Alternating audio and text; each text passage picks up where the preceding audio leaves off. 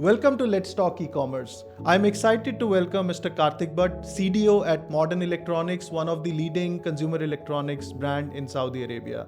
Mr. Kartik is a digital transformation leader with more than 20 plus years of experience in e-commerce and retail.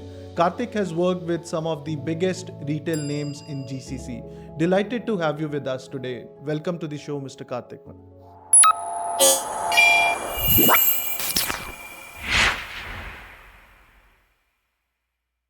Let's start from the most basic question and the most crucial one. Why KSA? Why, KSA is important for retail and e-commerce brands today?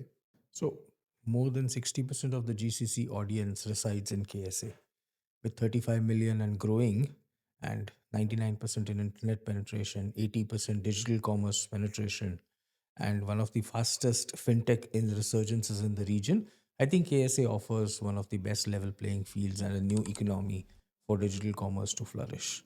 The consumer in KSA is remarkably adapt to the idea of shopping digitally and buying online. Their exposure to social media, their exposure to AI and personalization, their requirements of quick commerce makes it a very fast growing geography and the right place for e-commerce to flourish, grow, evolve, and rapidly transform. So, if there is a new development in the commerce space that happens, it starts with KSA and then it proliferates in other geographies. And the region's vision to 2030 also offers a very strong impetus to this entire growth story. Whether it is the government regulations on fastening the entire commerce licensing procedure or the investments in digital banking and fintech which powers the entire payment mechanisms, the last mile development, especially with the kind of government sponsored initiatives on logistics and supply chain, also makes the entire business ready for e-commerce to flourish and grow. So if somebody has to invest, KSA is the place to be. Amazing. As you rightly mentioned, the Vision 2030 of Saudi government, a lot of disruptions are happening in the region. A lot of e-commerce startups are growing and they're, having a good market share at the moment. So from a consumer perspective and customer expectation in the region, do you see any difference between consumer expectations in KSA versus in other GCC markets? So if I were to look at rest of the GCC, I would leave UAE out of it because UAE had a head start on e-commerce compared to the rest of the GCC. But Q-commerce is something that KSA has now picked up. Everybody expects delivery in 15 minutes, whether it's Amazon, whether it's Noon, whether it's Hunger Station, Talabat, Jahez, Joomla, all of them. The second element is digital payments. Payment mechanisms have become that much more robust. Today, larger players in KSA like Extra are able to offer their own private label e-commerce, fintech payments, private label buy now, pay later. There are Tabby and Tamara are common across the region, but then there are a lot more, either in terms of Mispay or in terms of Matfu or in terms of MCAN. So many new e-commerce fintech providers are coming through. Yeah. Uh, Last mile is growing. Last mile Yeah. in terms of it used to be limited to Riyadh and Jeddah till about 2022 23, Mhm. but now even smaller cities and provinces like Tabuk, Abha, Khamis, etc. are able to deliver in 15, 20 minutes, 30 minutes. Returns have become that much more easier and faster.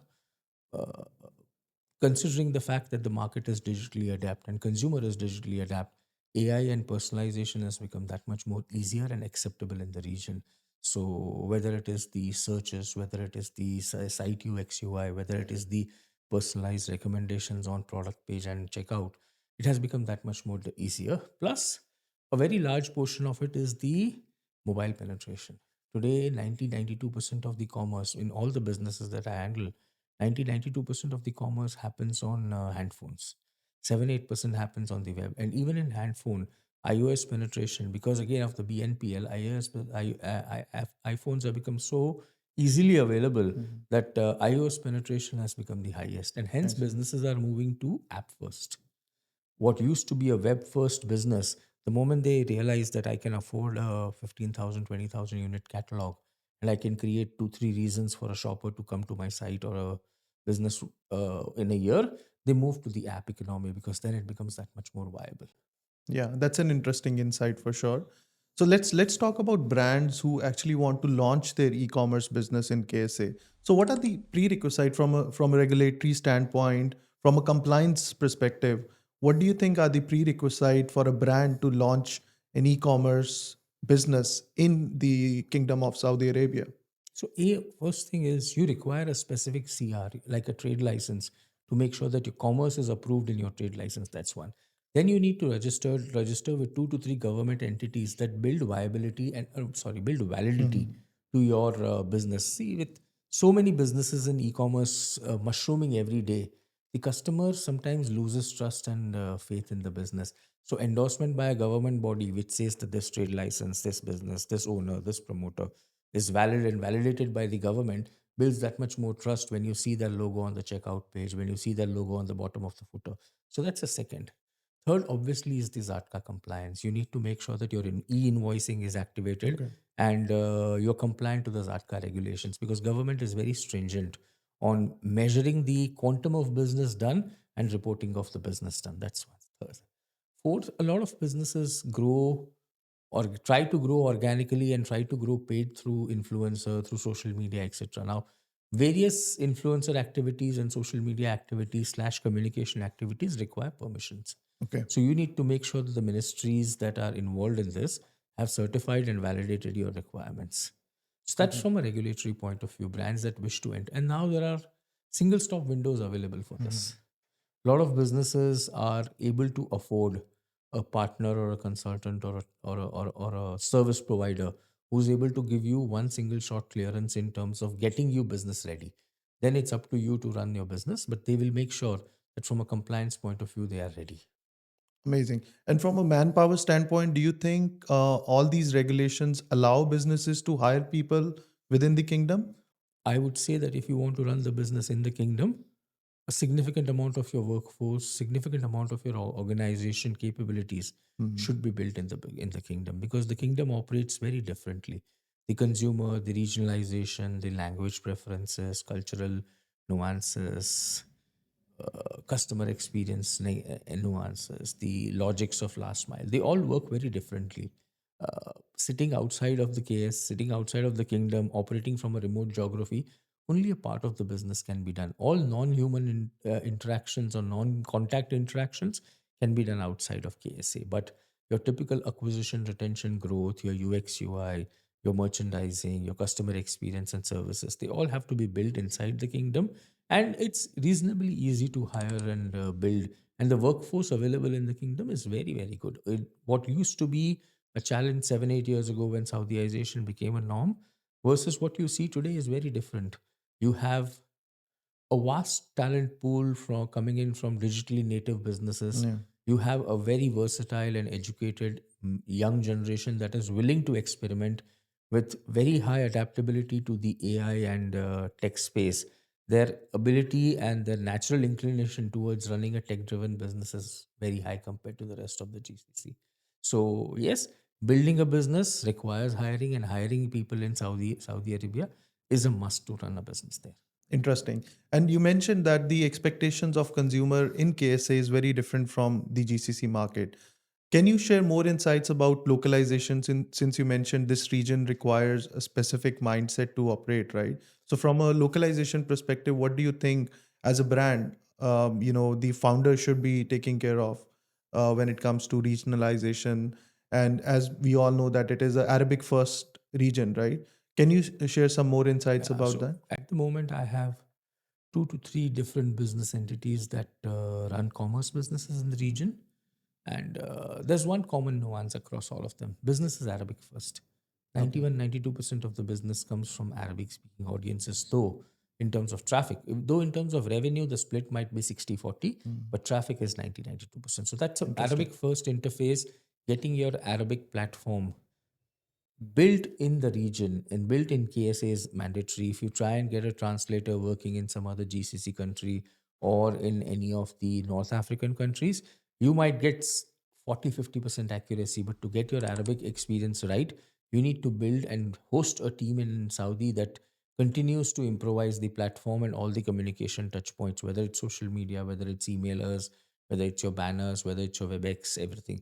It has to be done in the region. That's the first element. Second is the payment. We are used to seeing Amex, Visa, and Mastercard. However, when you enter Saudi, MADA becomes the most important element. If you have MADA as one of the payment service providers, then you automatically become validated. The trust that, and people look for trust, because while everybody knows Saudi is a market, everybody is trying to go and build. And then there are a lot of Instagram platforms, Chinese businesses, Temu, Trendyol, Shein, etc., growing in. The number of sites coming up every day is very large. So customers look for trust element. If you introduce a cash on delivery, your chances of success are much higher, though you will face resistance in the beginning. It's a catch 22, but a lot of businesses are introducing. What also necessarily becomes mandatory is buy now, pay later. While the Saudi consumer is reasonably affluent, he's also a value seeking customer. So he Sure. looks for the best available deal in terms of am I able to get multiple splits? Am I able to get payment options? Am I able to get benefits? Can I downgrade my purchases to a certain level? And larger players like Tabby and Tamara have now gone to 12 splits. There was a time when STC was offering 48-month payment plan on certain large value products. So consumers are used to seeing that if a, let's say for example, if a PlayStation costs 2000, they are used to paying 50 reals a month in STC. They are used to paying 400 reals a month on Tabby and Tamara to make that purchase that much more easier. The third concept that we see, which is very startling in the region, is, or in KSA particularly, is the concept of paydays. Now, in UAE, for 14, 15 years that I ran businesses run synchronously around the year. The seasonality is only across key buying months. But in KSA, the salary week becomes the most important Hmm. week in the month. So from the 27th to the 3rd is where 40-50% of the business happens. Interesting. So you need to be mentally be ready for it. Uh, otherwise the logics of Eid 1, Eid 2, Ramadan, Hmm. National Day, White Friday, Yellow Friday is Hmm. more or less common, but the payday and the pay week becomes very critical. Time of business is very different. In the UAE, in other GCC countries, you'd see a lot of business happening during early afternoon, early evenings, Yeah. while in the kingdom, a lot of business happens late in the night. Okay. So when I go to sleep at times at 7, when at 9:30, the business is X, but when I wake up in the morning, the business is 3X or 4X. So all the action happens between 10 p.m. in the night to 4 a.m. in the morning. Mhm. Another key expectation and difference is that you'd notice is, unlike any other GCC country, whether it's Oman, Bahrain, Qatar, the Saudi consumer wants it now, wants it today. Okay. So and that's a choice that has been given to them by the likes of Noon, Talabat, and Yeah. Hunger Station. So or the lion's share of business goes to platforms that are able to offer Q-commerce, are able to offer customizations, are able to offer value-added services. Sure. The concept of value-added services has become that much more common. When you buy a refrigerator, when you buy a TV, when you buy a washing machine, you necessarily are trained to the idea of buying an extended warranty coming Hmm. at 49 reals, 50, Sure. 99 reals. So that's another key milestone difference that you see. And yes, because of very strong mobile penetration, apps are a norm. So the ease of downloading app and the effort required to convince a customer to download an app is significantly lesser in the region in KSA compared to anywhere else. So yeah, that's how the Saudi market differs. There are multiple payment methods in the region. And from a payment preference perspective, what are the bare minimum payment methods that you think a brand should have in order to get started? So this is interesting. Necessarily, you need to have MADA Okay. along with your Visa and Visa, MX, and your Master. You need to have at least one e-wallet because returns Mm. are significantly larger. Okay. Customers are used to the idea of returning and Mm. not getting cash or Mm. card payment, but in the e-wallet, and then they would come back and shop with you. They're okay with that. Mm. You need to have a very strong e-wallet that allows you multiple transactions where you can put credits, the customer returns comes as credit, value adds go as credit. So he needs to see those transactions. Mm. Visibility of an e-wallet is mandatory from multiple checkpoints, even from a regulatory point. Okay. But your e-wallet cannot load money. If you Mm. want to load money in your e-wallet, then you require a separate banking I transaction, see. which is a different arrangement. Okay. You need to have buy now, pay later, and multiple buy now, pay laters. Mm. The challenge with buy now, pay laters in the region is In the last 5 years, I would say 4 to 5 years, buy now, pay laters have grown at double digit or maybe triple digit growth. So Okay. the usage has increased. It has put power in people's pocket, but at the same time, delinquencies on buy now, pay laters have increased. And that's why there are very stringent credit rules that Tabby, Tamara, or Basita, etc. follow. So in the initial days of a business, you might see 80, 85, 90% failures, rejections, cancellations, or maybe the terms offered to the customer might not be the most conducive. They might offer, let's say, while they promote 4 splits and 6 splits and 12 splits, there are chances that you might get 3 splits and 2 splits at the time of checkout. It's purely linked to your credit history, your credit worthiness, and your past engagements with them. Okay. But buy now, pay later is a must. A lot of companies have started introducing STC Pay. Now, STC Pay gives you that ease of doing a transaction because with the largest mobile penetration, STC penetration, almost everybody has STC Pay. That makes it that much more easier to pay. Apple Pay is a must. Without an Apple Pay, you may not have a Google Pay, you may not have a Samsung Pay. That's fine. But without Apple Pay, you are alienating a very large population of iOS users. Yeah. So you must have an Apple Pay. And Sure. Apple Makes Pay sense. also works as a very strong trust building element because everybody understands that going through, especially in your trade channels and your commercial channels where you deal with your vendors, everybody understands the stringent check that Apple goes through before giving you an Apple Pay permit. So once a business has Apple Pay, it's obviously that much more trustworthy. The mistake that people make with an Apple Pay is they hide it as a part of multiple payment methods. While Apple Pay needs to stand out as a separate payment because that's how a lot of consumers pay Sure. from their handphones. So yeah, these are some of the must-haves. Loyalty programs, reward point redemption, okay to have, not okay to have. Partnerships with Kitaf, partnership with Nikati, which is the mobile platforms. Okay to have, not okay to have is a choice that you have. But the basic payment methods are a must. Cash on delivery is a good idea. It depends on how much can you afford, how much Sure. money do you want to pump in the market. We are used to, in some of the Asian countries, we are used to bank debits. Bank debits are not very common in the region. Okay. Bank debits don't work. The gateway doesn't go through the banking debit I see. because credit card penetration is significantly higher. Handphone penetration is so high that more evolved fintech methods are used. Okay. So yeah, these I think these are some of the must-have payment mechanisms. Sure, sure. And we have witnessed a lot of new age brands who are planning to launch or they've just started. They face a trust element which is missing from a consumer standpoint. So, what do you think is important and crucial as a part of trust building exercise? As you mentioned, things like cash on delivery, the right payment methods. If you can share some more insights on what else brands can do to build the trust within the consumer ecosystem in So the kingdom. it's very basic. Put yourself in a consumer's shoe. Let's say I randomly launch a website called abc.com tomorrow. Mhm.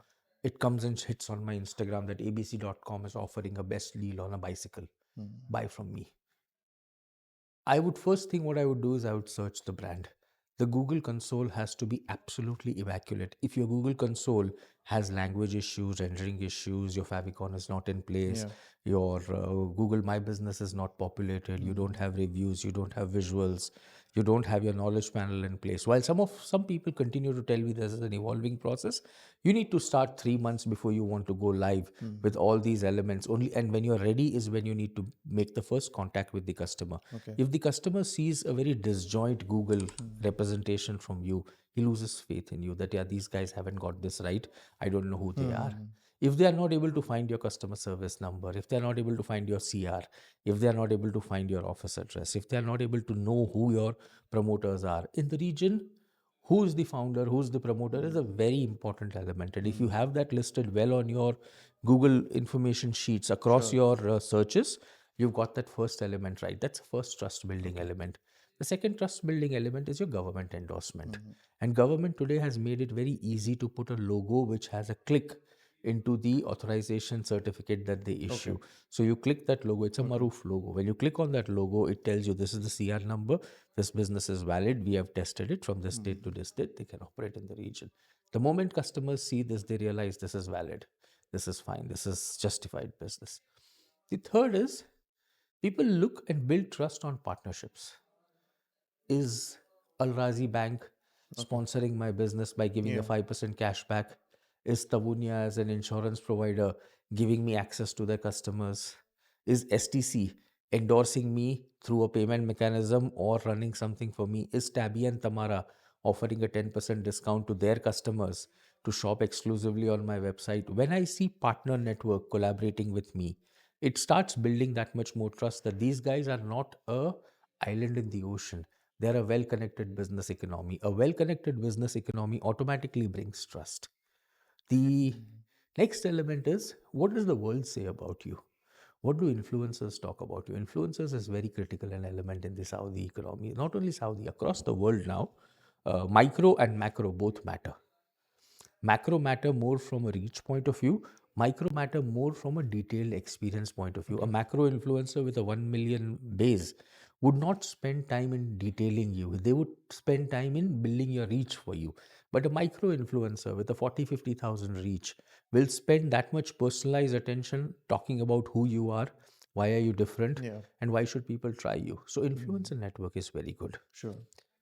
Endorsement through PR, endorsement through industry channel Mm. partners, endorsement through your suppliers, endorsement Mm. through your technology providers, Yeah. talking about you and your business in multiple forums, whether it's Mm. trade shows, etc., is important. That builds trust because people are reading about you Sure. often. Last two elements is your reviews. Businesses forget and they think that reviews are the last element to get in the business. But if you continuously engage with people for every transaction that you do, if you're able to get an app review, if you're able to get a product review, if you're able to get a UX review, if you're able to populate your Google reviews, you would start getting rich consumer insights that would help you improvise your business. And for the others, you're collecting insights that would help them validate and relate to you that there are people who've tried them. These guys are not fly by night operators. Yeah. And when you've done all of this ultimately becomes not if your UX and UI is not trustworthy. Jumpiness on your UX and UI, stickiness of your UX, your site speeds, your relevance of the product page, Yeah. relevance of the checkout. First time success on Mm. all the pages is very important. If you don't get a first time success on your journey, and if you are a new player, there is no second time.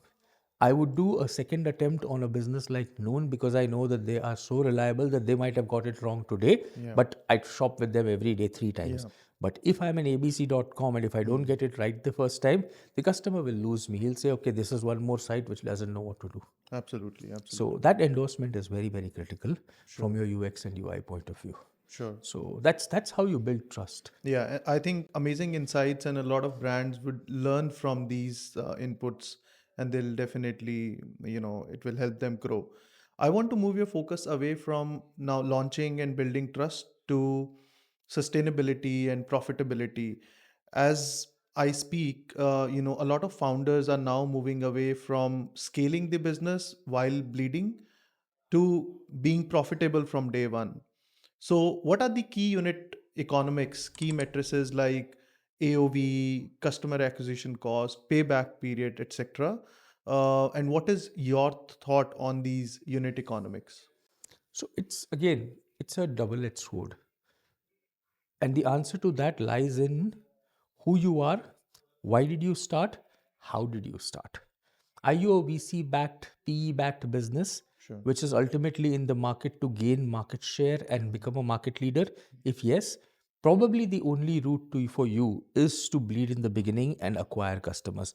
But if you are an e-commerce extension of a very large brand, let's just for a sake of example, take an example of Nike. If I am an e-commerce division of Nike, Mm. I wouldn't go out bleeding myself to death and acquiring shoppers because Nike has enough Yeah. business. I have a very strong brand name. Mm. All I need to do is augment my retail network with a very strong omni-channel and a very strong digital framework Yeah. that gives me one more storefront. So Sure. I can then work on making my business profitable. Why do people not get it right? More importantly, is because of the investment in brand. Mm. A lot of people, when they get into the business, they start by saying, okay, I've built a fantastic 5-star hotel. I've built a state of the art tech platform, invested a couple of million into it, got a 25-member team. Now let me look for customers. The moment you have that mindset, then you're putting the horse before the cart. The moment you put the horse before the cart, you realize the cart runs at a different speed, the horse runs at a different speed. Yeah. Your tech investments, your people investments, your infrastructure would not work for you if you do not have the acquisition mechanism in place. Sure. And acquisition mechanism is again a function of how much money do you want to invest? What are the North Star matrices that you're looking at? Are you looking at customer base? Are you looking at transactions? Are you looking at app installs and app downloads? Are you looking at repeats? Are you looking at the funnel expansion? That I got X% X sessions, I got 80% add to product viewed. Out of that 80%, I got 45% or 50% add to carts. I got 20% checkout started, and I got 15% checkout completed. Sure. If that's the funnel that I'm looking at, and I am not in a mad rush to expand the business, then I have a chances of growing it organically. When I say organically, is through controlled means of expanding the full funnel. That from one end I bring traffic, on the other end I retarget the traffic that I have in my business. The third end I work on my abundance. Sure. The fourth is once I have a customer converted, I use referrals and I use cross sell upsell mechanisms to grow. So it's a cyclical business. The what enters in the funnel at the top of the funnel is determined by how much money do you have, what's your goal, and what do you wish to do, and more importantly, what business are you in. Sure. Makes sense. Makes sense. And according to you, what are the most common mistakes that these e-commerce brands are making in order to scale in the region? It's investments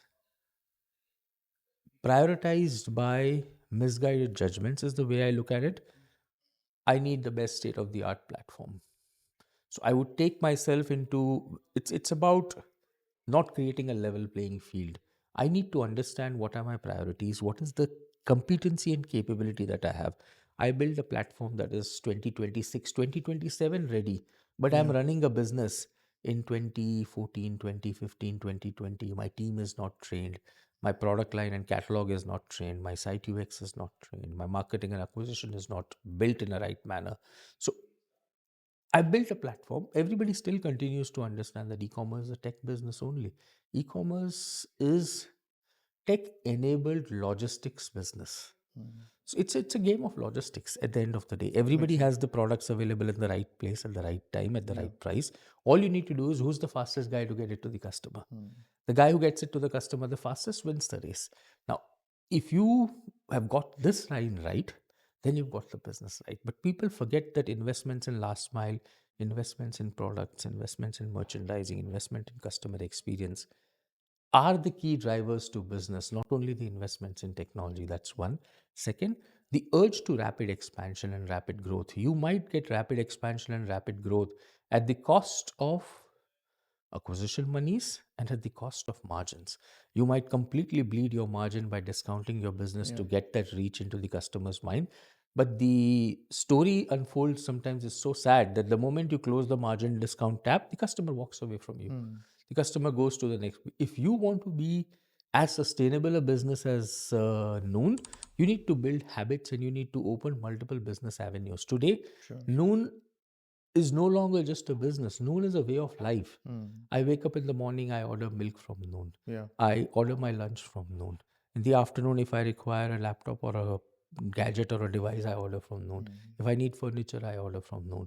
Noon minutes, Noon food, Noon now, Noon mall, and Noon Yeah. overall are five different business verticals Yeah. that I engage with on a daily basis. Mm. And I'm okay to pay 29 reals, 29 dirham subscription fees to it.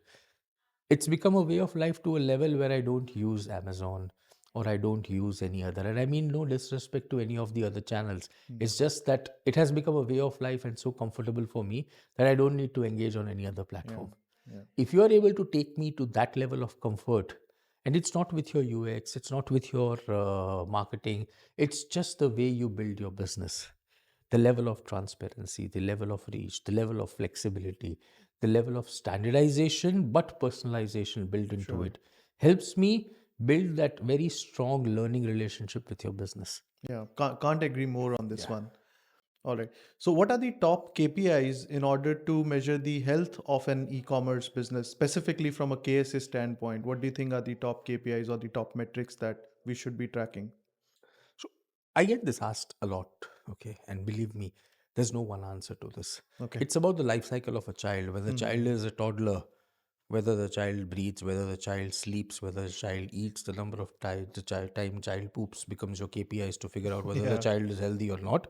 When the child Interesting. grows up, it's about how much did he score in schools and how much did he win in his sports. And when the man he becomes a man or a woman, how much does he earn and how good he is as a human being. That's exactly how the business is. When my business is just about launched, let's talk basics. What is the catalog size that I have? How many delivery partners do I have?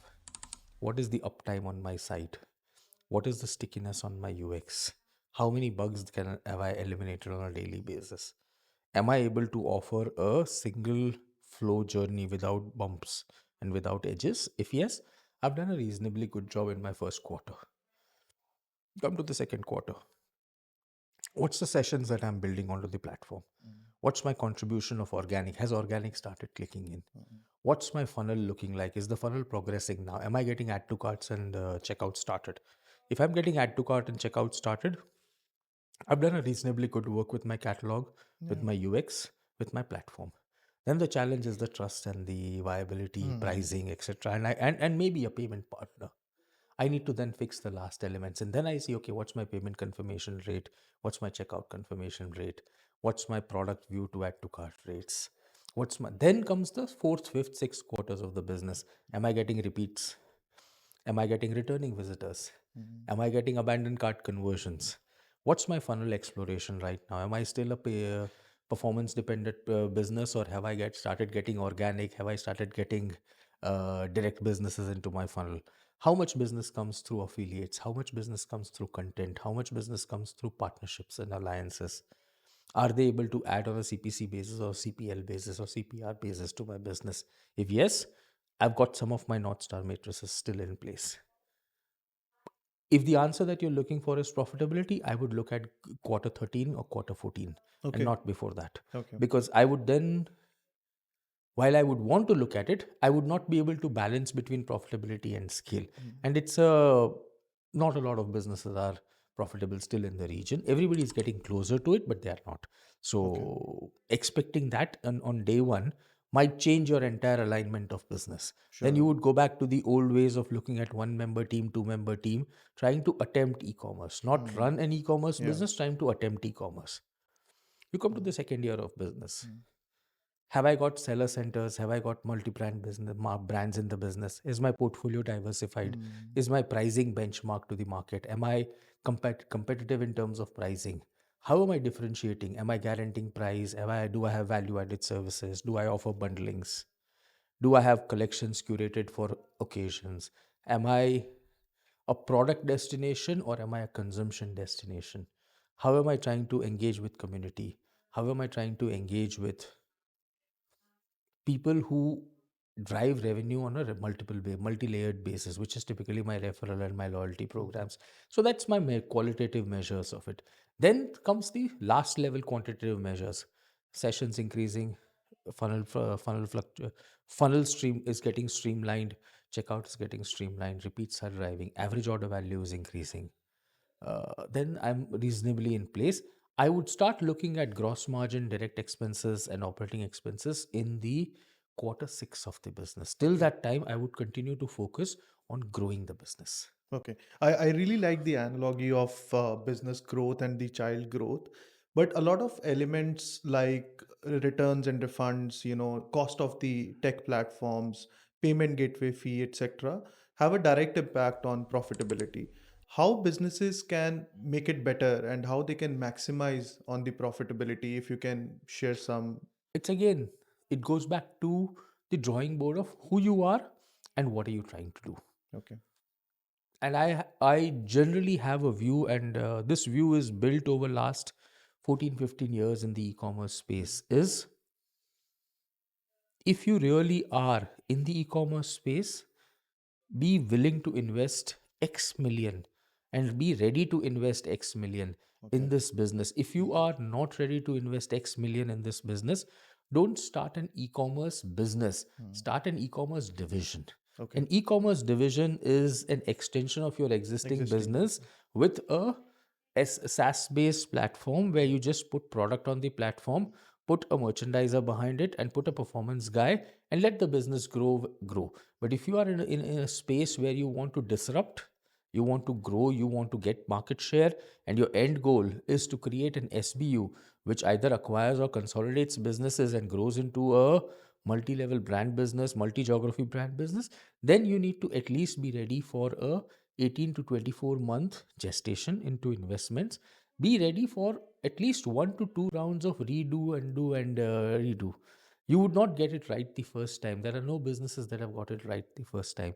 Some of the largest businesses that operate in the region with 5 6 different verticals launched itself 7 times between 2014 to 2017. Hmm.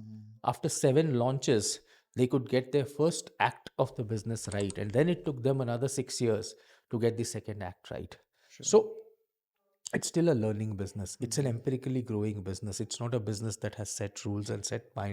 set logics. But if you want to be in a disruptive space, you first need to have your right to exist and then right to win.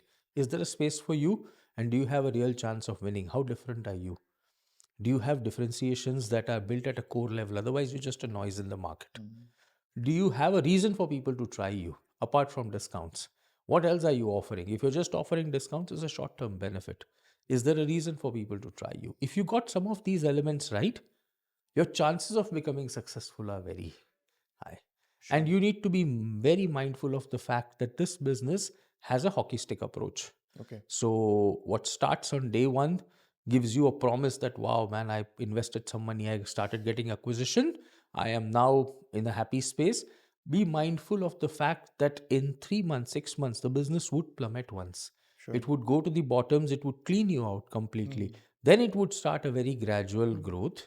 The growth depends on how much you invest. And then beyond that, in your sixth quarter, fifth to seventh quarter, is where you would start seeing that hockey stick growth coming in. Interesting.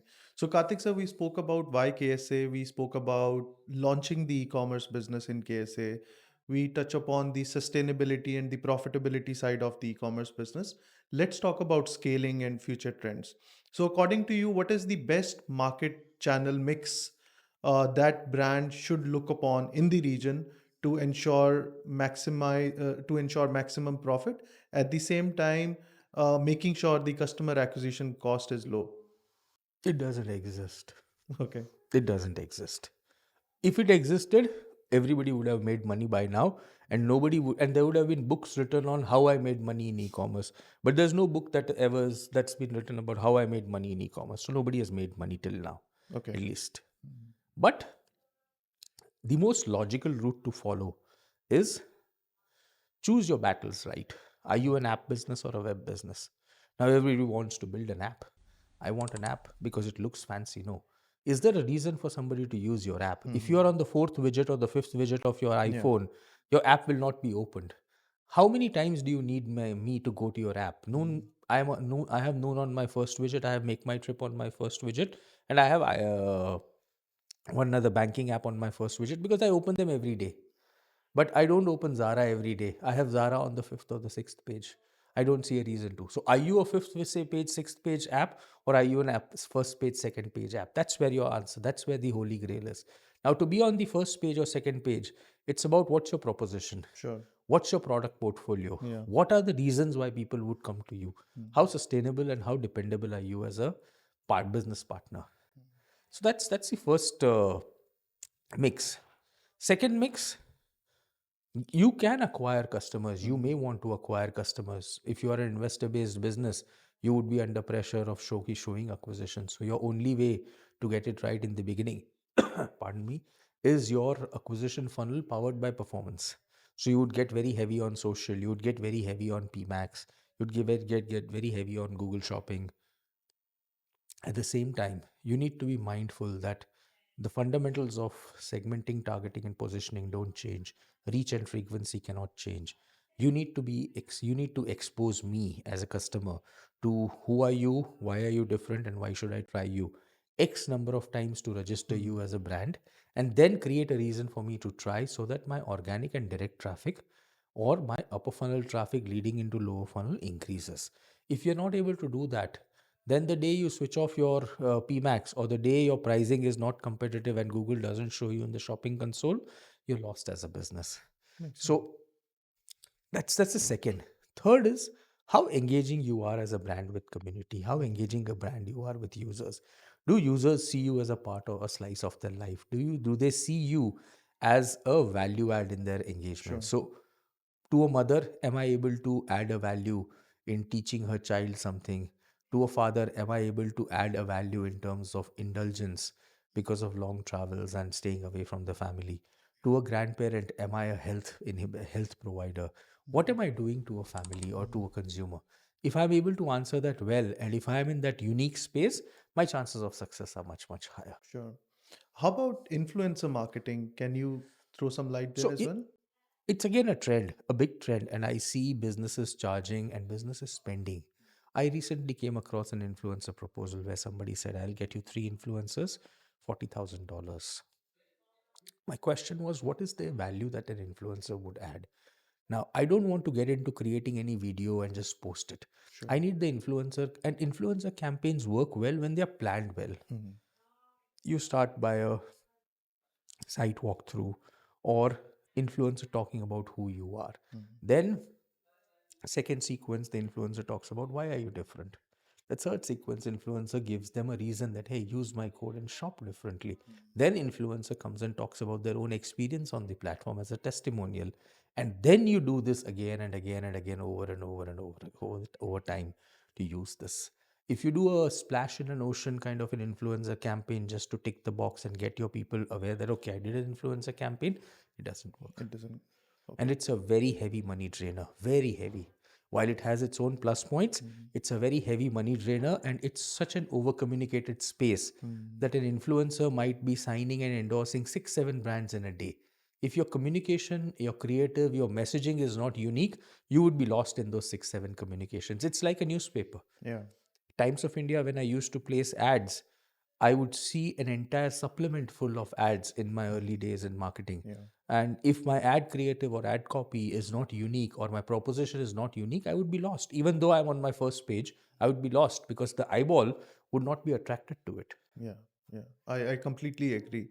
Another question, which is again related to the marketing mix, talking about social media performance marketing campaigns, a lot of brands are not able to prioritize the social media platforms that they should be focusing on. So, if I have to ask you what is P1, P2, P3 when it comes to social media, how do you rate Instagram, Facebook, let's say Snapchat in KSA specifically? It's again a function of your TG. Who are you reaching out to? If you are a general purpose business, you can do Snapchat, TikTok, Twitter. Meta comes one level. But if you are a specialized business focusing a specific TG, Meta automatically takes a lead. Okay. The reason for Meta taking a lead is it gives you Mm. multi-platform engagement. Second, the chances of user-generated content engagement are significantly higher. The algorithm leading to shopping is significantly easier and more streamlined and structured compared to a lot of other platforms. Can be built as a add-on to build awareness, and then using Meta as a funnel to drive traffic into onto your website and build revenue. So Okay. you need to use all of them. You would need to use Snapchat, you'd need to use TikTok, you'd need to use Twitter to get a level of maturity of your communication, to level a maturity of your content, Mm. funnel that content through any of your Meta channels, through a shoppable or a shopping option on them, and then drive that revenue. All right. And Karthik, sir, according to you, when is the right time to move from, let's say, one warehouse in Riyadh and scale the business to multi warehouse, multiple fulfillment centers across the country? When is that It right should time? be right from day one. Okay. It should be right from day one. If you're investing a couple of million on your technology, if you're investing half a million a month on your manpower, you might as well invest 15, 20,000 a month additional on your second and third warehouse. Mhm. The beautiful thing is larger businesses like SPL and other third-party providers have got a network of warehouse that they offer on space sharing basis. So I don't need to, if I'm small, I don't need to open my warehouse. I can have a space sharing on a dark store in Riyadh. I can have a space sharing on a dark store in Dammam and Khobar. I can have a space sharing in a dark store in Jeddah, etc. Okay. But I should be that much more closer to my consumer. My top selling products should be, I should be able to deliver in 24 hours. If it's not 24 hours, it's too late. Okay. Okay. And according to you, what are the top three most important advices that you want to give to these e-commerce founders and brands in the region? There's no shortcut to growth. So if you think that today I will launch a business and tomorrow I will make a millionaire, I've been trying for 12 years. I haven't still become a millionaire. So it takes a while to be there. You would need to continuously be ready to pivot. What you start with doesn't necessarily be what you end with. You might be faced with a challenge to pivot in first 3 months. You might be faced with a challenge to pivot in second year or third year. Keep your business measurable. If you can't measure your business, you will not be able to improvise. Fourth, last advice, it's not a tech business, it's a tech driven business. The fundamentals of commerce continue to remain the same. The channel of commerce changes. So if you think that you've got a tech team and the answer to your e-commerce is tech team, then that's a massive misalignment. Okay. And from a future perspective, what are the trends that you see coming up in 2026, 2027 in KSA that might shape the future of e-commerce in the region? I see AI as one of the fastest evolving trends. Okay. AI powered purchases, AI powered recommendations, AI powered searches, AI powered chats, AI powered customer service, AI powered merchandising, AI powered checkout processes, AI powered cataloging. Everything is getting powered by AI. Okay. Now that reduces the manpower investment. That's a very small element to it. What it does is it enhances the customer experience. If I'm able to offer 4 to 5 different journey routes to a customer on a website without complicating my business and give him multiple A, B, C, D, E testing options depending on the source, I'm able to do a much better job. If I'm able to allow a customer to check out from my chatbot or from my search bar, I'm doing a much better job. If I'm able to optimize last mile and if I'm able to optimize his entire shopping journey to a 6 to 12 hour day, basically comparing it with the time taken to go to a mall and come back, I'm doing a much better job. So AI continues to be a very strong element. Mobile penetration continues to increase. Payments is what is going to differentiate your how strong is your payment funnel. And last is beyond PMAX. If you are beyond performance and if you are able to build a sustainable 65% business coming beyond performance and 35% only from performance, I think you have a very strong chance. And that's where I see businesses moving. Amazing. So this brings me to the final round of the podcast, which is a rapid fire round and my personal favorite as well. So you have to choose one option from these different topics that I have shortlisted for you. So we'll start from the payment preferences. Do you prefer Tabby or Tamara for KSA? Tabby, Tabby for KSA. What would be your first target city, Riyadh or Jeddah? Jeddah. And why? Easier to do business, adaptability, change, it's much faster. Okay. Brand.com. Riyadh offers me population, no Okay. doubt about it. Jeddah gives me a playing ground. All right. Sounds good. Brand.com or marketplace? Marketplace, Faster delivery or bigger discounts? faster delivery, no doubt about it. Personalization or speed? Personalization, Performance marketing or influencer marketing? performance. All right. Influencer works, but I have my own reservations on it. Okay. So that's it. That's it on the rapid fire round. Thank you so much, Mr. Kartik, for joining the podcast. It is always a pleasure talking to you. I hope it was an insightful session for our audience. Looking forward to many more in future. Thank you so much. It was a pleasure talking to you. Thank Have a you. lovely day. Thank you. Thank you. Key takeaways from today's podcast, starting with understanding Saudi consumer, getting the compliances and the payment things right, building strong unit economics, and then scaling a sustainable e-commerce business. It is not just about chasing GMV, it is about profitability from day one. And to our listeners, if you have enjoyed this conversation, don't forget to share it with a founder or a retailer leader in the region who is building e-commerce business in KSA. See you in the next episode of Let's Talk E-commerce. Till then, let's innovate, let's keep building the future of e-commerce.